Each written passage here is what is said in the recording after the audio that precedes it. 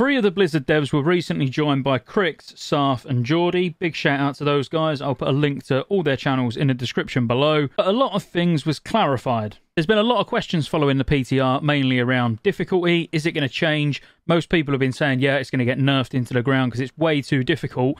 I'm pleased to report it sounds like that's not going to be the case. Now, it's actually worth going and watching this full interview because there's tons of information in it, backwards and forwards, between Sarf, Crix and Geordie and Blizzard that's just not going to be included in this video. I'll play you some clips from the interview throughout, but this is going to be fairly short and to the point. So firstly, Blizzard are happy with the challenge. Let's see what they had to say. Will fights be necessarily drastically different or small tuning, or do you maybe not have the information yet and you're going to be analyzing it?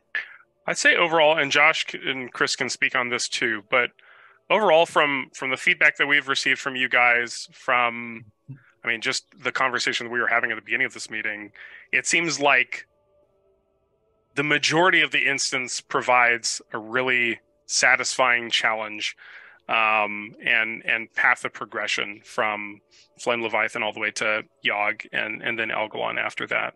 The normal modes, I think you guys can probably attest, are pretty surmountable, even for average groups. Oh, yeah. You can yeah. And the thing that's really great about Ulduar is we feel like it's probably going to have a really satisfying boss and gear progression. Yeah.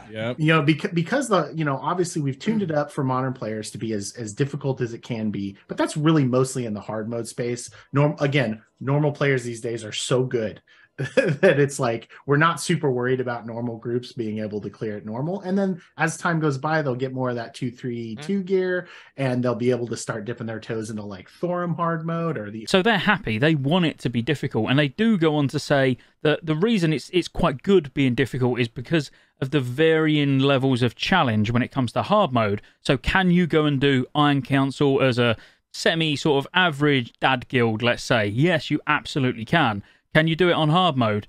Yes, but you'll need some help from gear. So you'll probably have to farm some of the normals first, get a bit more gear, and you'll be able to get through it. So if we was to say, like, the ultimate sort of casual guild, will you be able to get through Ulduar? Yes, absolutely. On normal modes, the vast majority of the fights, they're not overly difficult. But when it comes to the hard modes, some of the bosses, there's a big step up in difficulty. And they actually spoke about one in particular, which was XT hard mode, which during the original Wrath PTR, nobody even killed this boss. So it was very quickly nerfed. In fact, Blizzard said it was in the first week or the first day that it was nerfed. So on the basis we're working with all of these pre-nerf numbers, expect it to be very difficult. They did go on to say, though, that they might make some changes to this boss, which to me means they probably are going to make some changes to this boss, which I see as a good thing because it is a very early boss. So really, you would have expected the early bosses on hard mode to be the ones that you focus on first. That, however, is not how Ulduar works. In fact, Thorim, for example, who's quite far into the instance, is one of the keepers, is probably, with a little bit of organisation, the easiest hard mode you can do. They also went on to say that they really want to see the difficulty stay the same throughout the tier and not be any premature nerfs, because they hope that the gear is basically going to nerf the content over time, especially with the item level being buffed. And what I mean by this is with the item level being so much higher, once you very quickly get 4, 5, 6 pieces of this gear, you're going to start doing more damage, which essentially doesn't nerf the bosses, but you know what I mean. It makes it easier to manage, basically. Just going to 2-3-2 is going to be like the average item level curve. That's like 10 to 15% damage right there. Actually, it's more. And then once you get a few 2-5-2 pieces from Thorum and from Freya and maybe some of the other easier hard modes, you're going to have a lot easier time with that.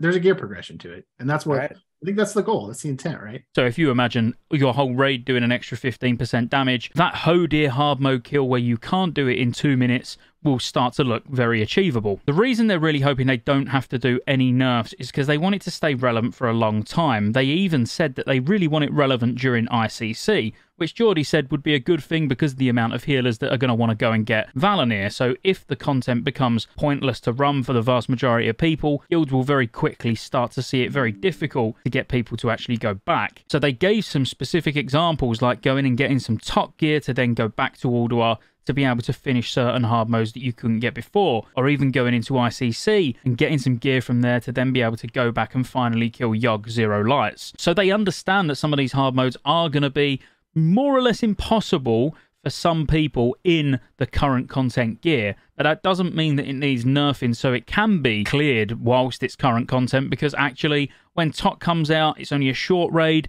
You should be looking at actually Ulduar remaining as current progression content even during Trial of the Crusader. They do understand though that it could be a problem where guilds are struggling, things could get nerfed down the line, even if it was just to make normal modes more accessible to everyone. So there was again specific examples where they said they could tweak normal modes but not hard modes. So they can really say, right, hard modes are for the people that are organised, they're pushing hard, you know, they're using all their consumables, whereas normal modes should be accessible to the vast majority of the player base. So they could make changes to Freya with 1 ad, making that slightly easier, so you can still do a harder mode than normal, but Freya with 2 ads or even 3 ads is where obviously it's for the hardcore guilds. And I see this as a really good route to go. Do you want everybody to be able to see Yogg die? Absolutely. You want the vast majority of the player base to be able to get through the content and enjoy the raid, because let's face it, it's a fantastic raid. But does that mean that they need to be made face roll at any time so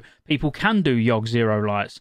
Arguably, I would say no. I don't think it's important that everybody has to be able to kill the content on the hardest difficulty, because ultimately getting to clear the content and get very good loot, that's the important part. So it will be fun to see some guilds still working on Ulduar progress when ICC's fresh out of the gate. Even though this is classed as pre-nerf content, they did give a couple of examples of minor changes that have been made to offset bosses to not make them overly difficult or undertuned. But the thing that I found most interesting is that they said they're open to making more minor changes and things that weren't in the game originally, like ground effects, for example, and this was a specific example they gave. Auras like this, it takes a moment to process just you're out of the area. It doesn't know when you cross the line. The server has no concept of that. It just says, well, where are you now? Well, let's check a second later and see where you are then. Right. And it doesn't, you may have gone way out of it, but for that whole second it sticks around. And if you swings in that second, you're toast. So when you're doing Steelbreaker and the blue rune goes on the floor, Steelbreaker gets a massive buff. Or any of the bosses during the Iron Council event get a massive buff. So you want to get them out very quickly. But it's also very difficult because sometimes you're moving it out and it's still got the buff. By the time you get too far away, the melee now can't get the buff. So they said that they would work on little things like that, you know, making that rune a lot more responsive. So as soon as the boss exits, the aura drops. You know, to make it just a little bit more, I'm not going to say easier because it's still a hard encounter, but being able to make it, again, a bit more reliable and less RNG. Because I've seen myself on Iron Council hard mode where you definitely have Steelbreaker outside of the rune, but he's still got the buff. It's not good. They also confirmed that Algalon will have a 1-hour timer and will not change. Now, this is huge. For those of you that don't know, when you do Algalon, from when you go in and pull, you've got 1 hour during that entire reset to be able to get it down. And on the basis this boss is very, very hard, I don't expect to see too many guilds getting him down, even in the first 3 to 4 weeks. Because if you don't know, on the PTR, it was absolutely destroying tanks, and there was a minimal amount of guilds that actually got him down. So I do see it being one of those that is going to take a while, because an hour of progress, even if you're very efficient, you know, when you wipe, you're getting back, you're pulling again, there's still going to be some talking, you know, between pulls, like, oh, we'll try it this way, we'll have this person tank, you know, let's get an extra healer, let's do this. You know, that hour quickly ticks down. When you think about progressing on any boss in the past, an hour really isn't long. And to say that it's, again, I'm not going to say RNG, but it's hitting so hard on the tanks in our current gear that I'm not going to say it's impossible because it's been killed, but for a lot of guilds, it will be impossible. But Blizzard did say the thing about this is it's meant to be a big gear check. You know, you're meant to progress through Ulduar, doing the hard modes, improving your gear, to then make Algalon a lot more of an achievable goal. So it's really good that we've got bosses like this where, yes, the hardest of the hardcore are willing to put in the time and make sure that they min-max absolutely everything, and they're class stacking so they can really roll loads and loads of Paladin cooldowns, for example, which was a thing on the PTR, or taking loads of unholy DKs to just melt it as quick as possible. There'll be bosses like that that really are class stacky dependent, and they did mention in the interview as well actually that is something that they don't really like to see, where there's a boss where it specifically needs 5 or 6 DKs. What I've got to say to that is, Blizzard, start doing some class tuning. Yes, it's classic, yes, we want it as close to as it was back in the day, but just go look at old damage meters in old videos compared to today. it is nothing like it was back in the day. So it would be nice, actually, to start tuning some of these classes. And I talk about that in a video that's hopefully going to come out before Christmas, if I get time. But that's it. They're the key points that I took away from the video. You might watch it and take a lot more away from that interview than I did. But for me personally, things like the Algalon 1 hour, only getting 1 hour a week is absolutely amazing. The fact that they don't really want to nerf any of these fights, maybe just a little bit of tuning on XT just because of how difficult it really is and how early it exists in the dungeon or the raid. It's a raid, Ulduar, by the way.